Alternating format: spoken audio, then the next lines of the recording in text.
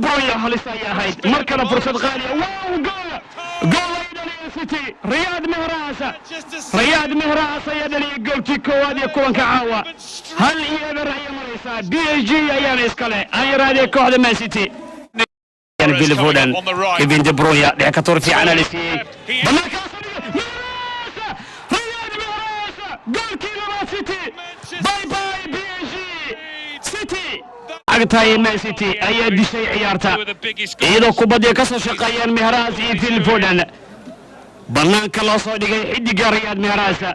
جول كي سدحاد عيسى ما فينا يقولون لي جول كي سي طبعا هذا يوافا تشامبيون ليغا جول كي سي لحد يحل عياريت كان سيدا درتيد كوحدة كوبادا عقتها مان سيتي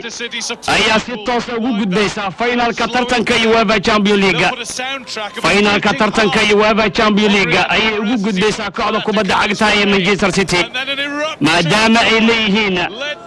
maadaama ay leeyihiin afar gool caawana laba gool ay dhaliyeen way dhamaatay labadii daqiiqo ee lagu daray garsoore bujan kibraysa ayaana ku dhawaaqi doona ciyaarta Man City ayaa tagtay finalka UEFA Champions League 2020 markii ay xilli ciyaareed waxaan ay qaateen waa kooxdii ugu horeysay Ingiriiska iyadoo aan laga badin tagtay finalka Istanbul 2020 Alexander Shevchenko waa wiilmeynaya garoonka gudihiisa Riyad Mahrez ayaa laba gool ka dhaliyay caawa isagoo qaab ciyaareed ilqabadna ay soo bandhigeen Fernandinho, De Bruyne, Shevchenko iyo Foden ayaana waxaa la dhigay halka loo gudbi waayay darbigii ay dhisteen Stones iyo Diaz oo waardiye ka ahaayeen Ederson 20 jirka Foden ayaana ka shaqeeyay oo bandhig waxaan dhigay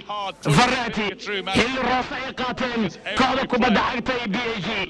Angel Di Maria ayaa roose ka qaatay 69 daqiiqo